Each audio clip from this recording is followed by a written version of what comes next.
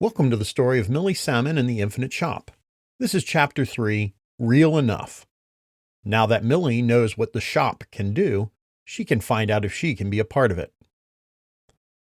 The story will be read by the author, me, Ray DeBicki. Hopefully, consequences sound explicable if not particularly fair. You can join Millie Salmon on Patreon or find more at milliesalmon.com.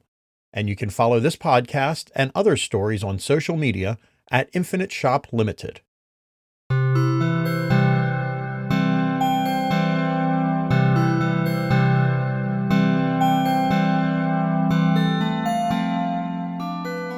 Chapter 3, Real Enough. Millie woke up Thursday morning with a sore jaw from grinding her teeth with frustration. For a while, she couldn't figure out what had spent all evening beating her on the head with a baseball bat. Then a little voice suggested that interstellar travel could have negative mental effects. And it all came back. Her bed seemed real enough, as did the very disgusting uniform she continued to wear. She checked her phone. The time was almost covered by a continuous line of texts from Pats and Reggie. It was a full 6 seconds until the alarm went off, just enough time to remember how much she hated that stupid thing before it started wailing at her. Thursdays, Dad watched Evan for a few hours in the middle of the day, but inevitably, Miss Pitters would be up at some point to teach Dad how to poach veal brains in curry or something equally appalling. Already, the big pots were out and a very large assortment of veggies was being prepped. Millie poured herself a cup of coffee and slouched into a stool at the counter. "Can I get you a cigar or some scotch to really wake yourself up, Twinkles?" Millie growled at him. He poured her some cereal and repossessed the coffee. She didn't reject it after not having eaten the night before. Dad put his standard 2 scoops of sugar into the mug and looked his very agitated daughter from top to bottom. "Your mom is already at work. The shower is open, so you can clean up before heading out." He got a grunt in reply. "It's a gross and windy day outside, so I think you can stick around here tonight. When you get home, I want homework done and we can get ready to talk with your mother this evening." She gave him a look like he had skinned and broiled her bunny and was eating it in front of her. "This isn't punishment," he said. "Just because you keep saying something isn't a punishment doesn't mean you erase the stench of punishment from it." "That's an adorable line that you should have reserved for something more tragic and unjust in the future. I'll see you at 3:30. After fighting a full head of newly washed hair that spent the entire night in a tight ponytail, Millie almost didn't make it to school on time. She settled into homeroom just before the bell rang and was quickly accosted by Reggie and Pats from each side. "We tried to wake you up. We really did. But you weren't budging. Did your parents kill you?" That last one deserved a withering look, so Millie leveled one at Pats. "Well," he stammered, "I see you're here, so they didn't kill you, per se. But are you punished?" "Kind of. I have to be home tonight. There may be a longer sentence established then, and I can't hang out at the bookstore for a little while." "Oh, it's your own shop, or at least it's your family's. That's so unfair." Reggie didn't know how unfair it was, or how much he didn't know. Their conversation had withered to a whisper as Miss Blitz stared at them to bring homeroom to attention before calling roll. This made little sense to Millie. She was staring at the students. They were obviously in attendance. It was going to be a fantastic day.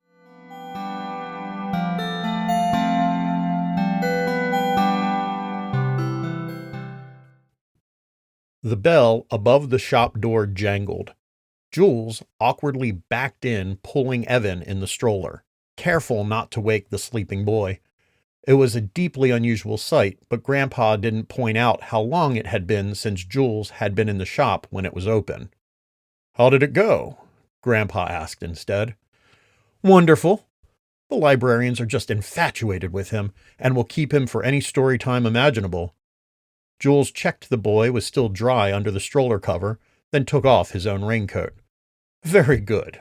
Grandpa refocused the actual meaning of his original question. "Now how about that budding interstellar traveler that you have upstairs?" "Oh, her. She got to school all right. Last night was as terrible as could be expected. She's punished? It's not a punishment. She's just not allowed in here until one of us can join her, Jules replied. That sounds like a punishment.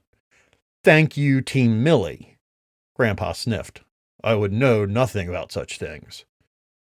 Jules parked the stroller along the long side of the counter and sat at a tall stool on the short side. It was a low counter, about the same height as the one in the kitchen, and covered with just as much random stuff. From the stool, Jules' knees bumped the edge. Grandpa went back to leafing through a newspaper. Funny how it's gotten chilly real quick, Jules observed. That happens about this time of the year, Grandpa replied. Evan's slow breathing rattled once as he got himself recomfortable in the stroller. He was having a recurrent dream involving someone taking away his apple slices, but the concern passed when more apples appeared. His exhales slowed and started matching the low modulation of the air system in the shop. Big first section of the newspaper today, said Grandpa. Maybe they have a lot to say, said Jules. Pages and the books on the shelves yellowed. Dust settled on ledges and Grandpa's shirt collar. Jules examined the depth of the cuticle on his thumb. Grandpa flipped another page. Good stories at the library today. They had the turtle one that Evan likes. Turtle stories are good stuff. The air handler droned on. The bell shook to life as the door opened. A couple walked in from Barber Avenue. They had the light gasp and quick sniff that every customer did when they came in the shop the first time. Grandpa called it the birulette. That literally translated to baby sniffing, a custom on the planet Yansifar where a newborn was passed around to be smelled by all potential childbearers. Apparently this was akin to a fertility dance, and a very effective one at that. Jules hated the comparison. Grandpa gently smiled at the new customers and waited another second. Understanding that this place was okay, the two men took a second, deeper breath, deep enough to pull words off the pages. The smell of old books did it every time. Then Grandpa greeted them, asked what they might be looking for. They didn't know, so he sent them to the appropriate spot to find it. Then he settled back into his chair and started looking at the paper again. Jules settled in for some more fingernail time. Grandpa surprised him. I remember you sitting at that counter, same spot and likely the same chair. Another time you wanted my advice. It was the same chair and I didn't want your advice. You've done this too many times, Benji. You pick your nails when you want to talk. You chew them when you're particularly wound up. You scratch your ears when you feel guilty, and you pick up a book and start reading when you're feeling pretty good about things. You've sat there in the hopes that whatever was on your mind would leap out and write itself in one of these novels, and everyone would read it and cheer for your insight and confirm all your ideas. Grandpa flipped another page. Jules did not respond. He had a really diligent tag of skin on his right finger and was grinding at it with his canines. And since you're busy biting your nails again, you're going to want to answer my question. He turned and looked at his son. Do you remember the first time you wrapped the shop up and tethered it to a new door? Jules thought he got where the argument was going to go. I was 10 years older than Millie is now. We hadn't pissed off nearly as much people as we have now, and there was nothing to lose. Don't get started on some reflective trip down memory lane. Not at all. What I want to know is if you remember why you called it tethering. Jules blinked at his knuckles. That didn't come until much later when I had to explain it to Stoney. You're mostly right, or at least right for all the other stuff this shop does. But you always called that attachment, that moment of hooking from one world to another, a tether. Do you remember why? I don't know. Why do we call anything anything? Hell, Stoney rebuilt the damn thing twice. She named it because she doesn't even know what would happen if it untethered. But you have always called that thing, that one thing, a tether. Grandpa's voice got soft. Why? It wasn't a really tasty chunk of skin. It was diligent and absorbing, keeping him tightly attached to the hand it was on and the itchy pain of peeling it back too far. Here, right now, in this room, and not in some far off corner of the universe, bodiless and detached. A small bead of blood pooled in the crater left behind by peeling skin, and Jules tasted the electric metal of it. Then Jules said lightly, looking at the counter, "It's so I wouldn't drift away. And now your daughter's using it to pull you back in. I don't want to be pulled in. Or she will climb out to you, wherever you are." A small shift, a half-note drop and a quickening of the ever-present hum of the shop. Imperceptible, but it was an earthquake to Jules and Grandpa. Jules diverted his eyes to look deeper through the countertop, but he already knew. The bell jingled again. They were not on Earth anymore. Too many times Jules' brain did not want to give up the happy illusion of cloistered worlds, distances too far to cross. But he'd seen it too many times, too many other worlds, too many strange smells. He could no longer suspend disbelief, even if the shop was pushing him to do so. Jules tried to consciously will the veil back over his eyes, but he couldn't. It started with the planet's smell. He tried to exhale and get the scent, part pollen, part ashtray, from being at all noticeable. But he knew it too well. Drazel.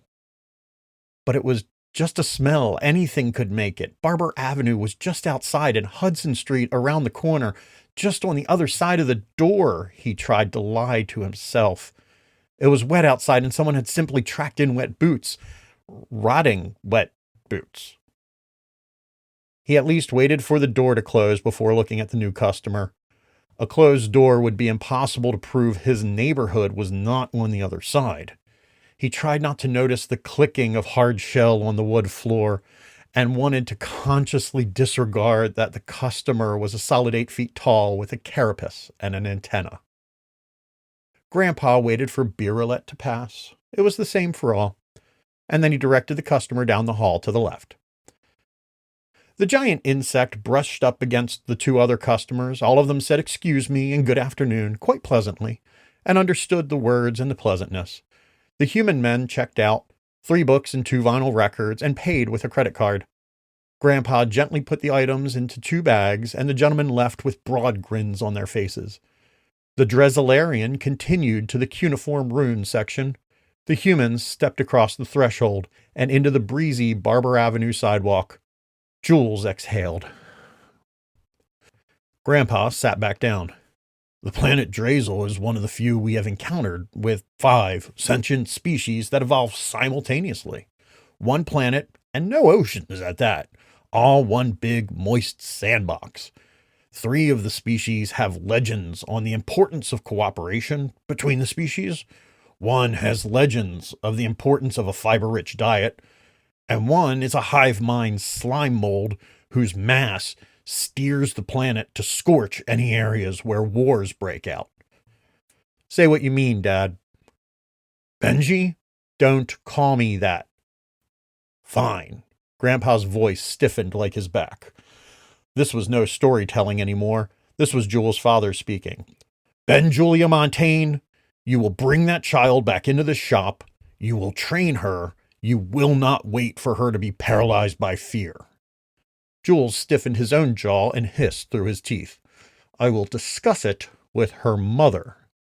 Good. And you, the real you, the unafraid you, make sure that person comes back in with her. Just because I stay home with my kid doesn't mean I'm afraid, but hiding your eyes every time that door opens somewhere other than Earth says you're a liar, and my son is not a liar.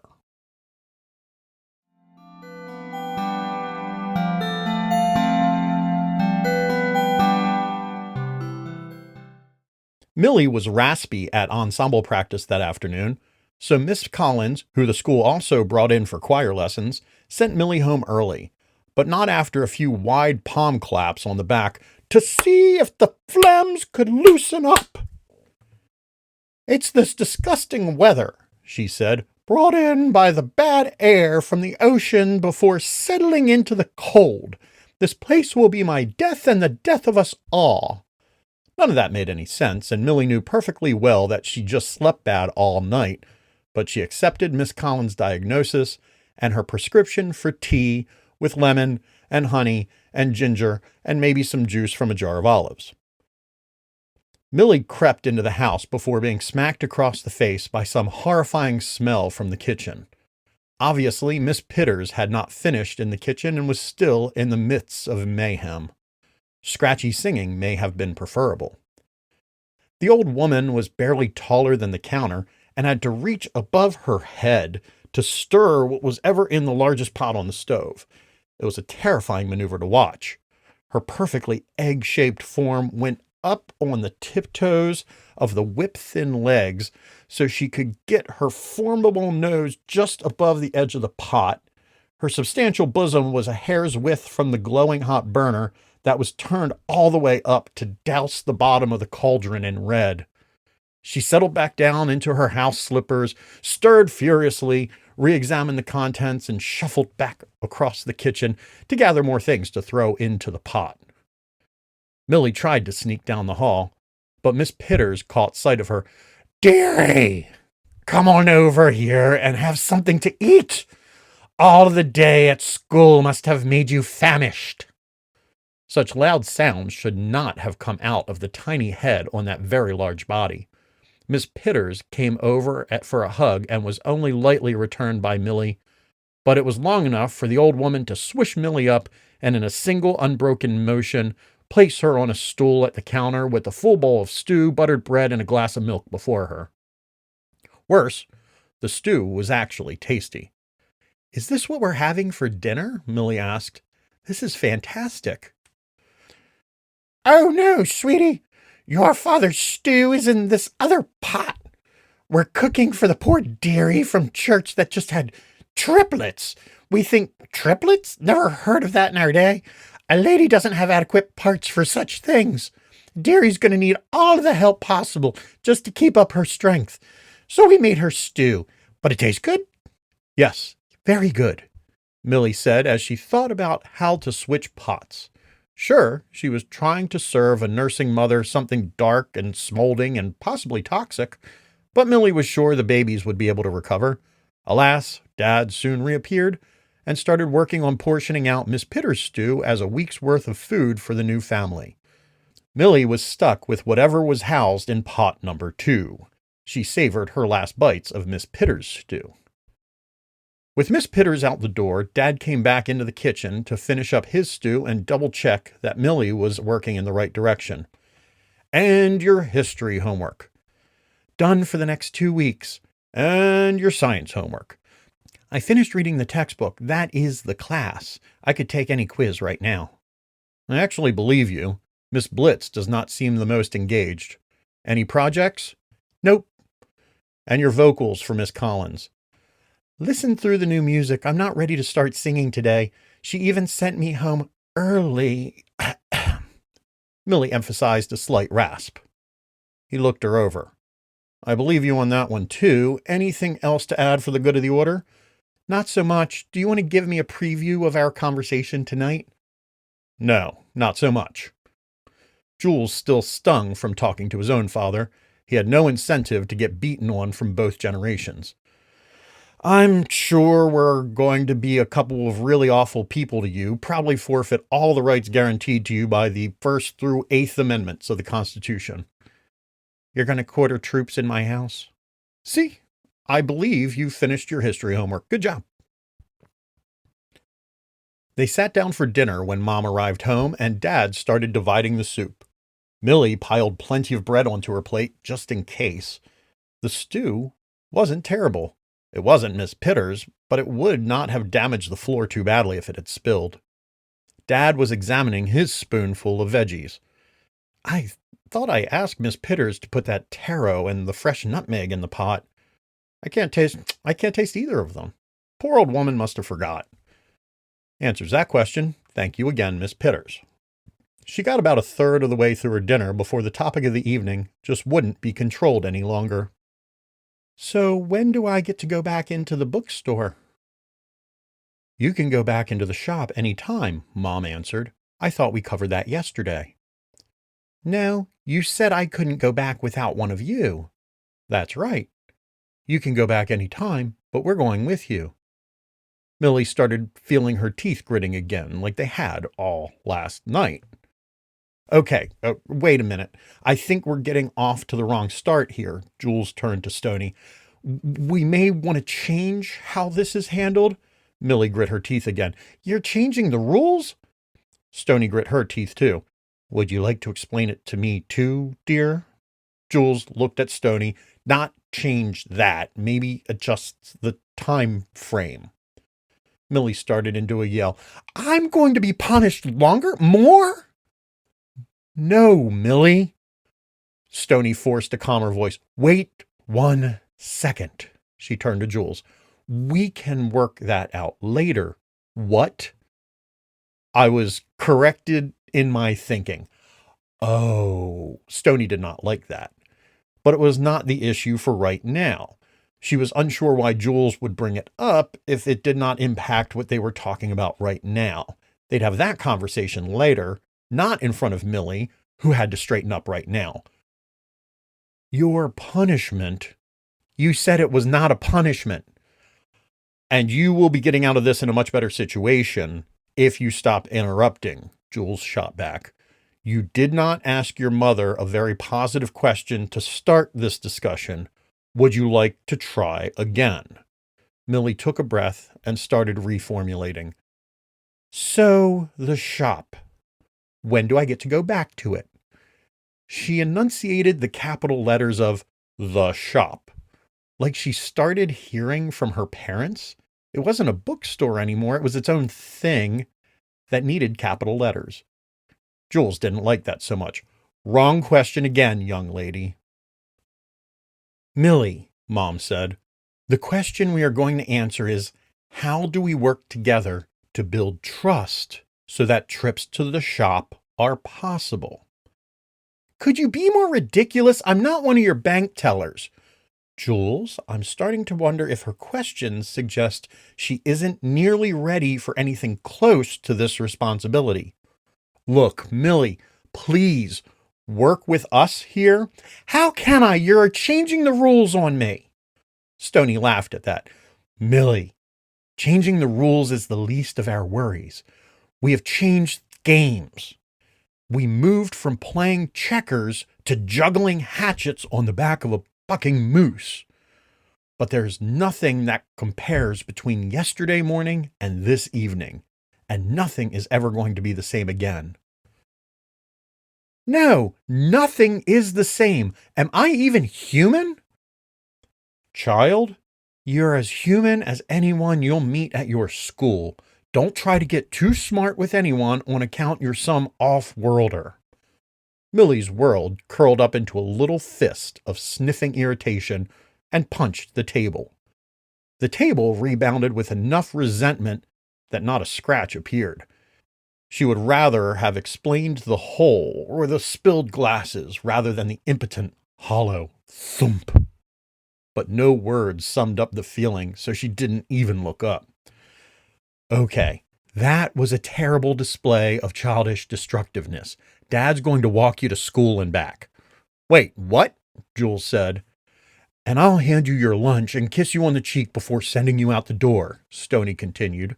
The horror on Millie's face was quickly replaced by white burning anger.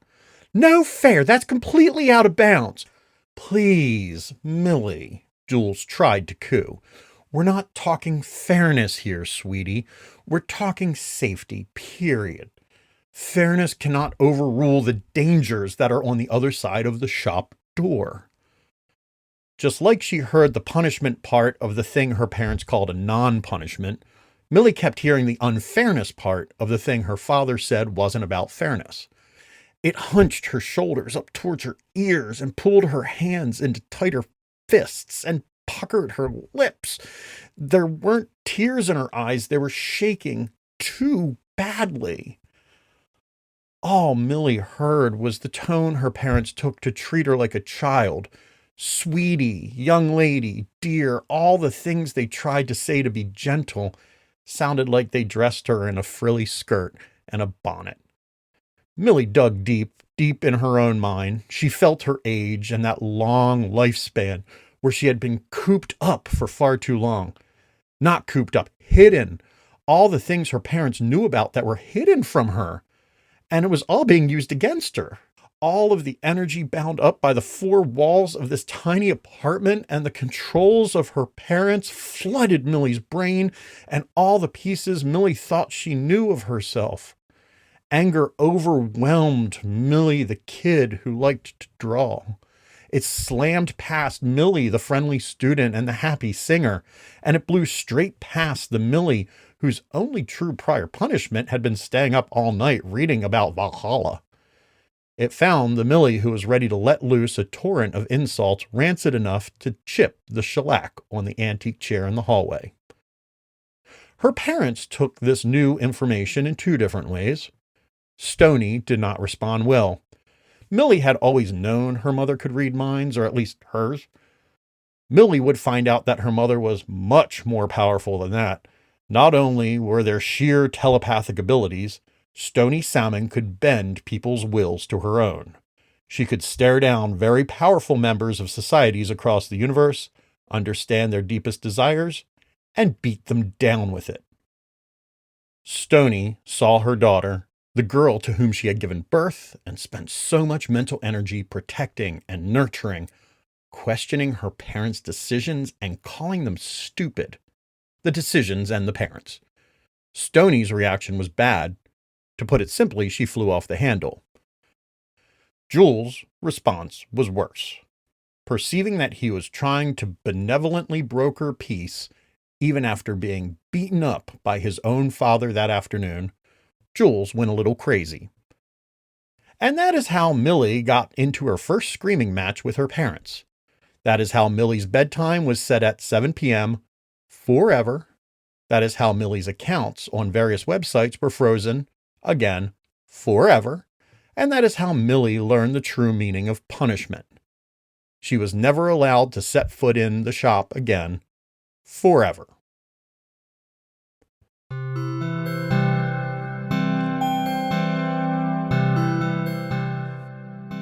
This was Millie Salmon in the Infinite Shop, Chapter 3, Real Enough. In the next episode, several ducks are bothered. Thank you for listening. You can find more about Millie at milliesalmon.com or join us on Patreon. Please like, subscribe, and leave a review on whichever podcast app you use. Millie Salmon in the Infinite Shop is a production of Infinite Shop Limited, which you can follow on all social media platforms. I'm Ray Dubicki. Thank you for listening, and I look forward to reading more for you soon.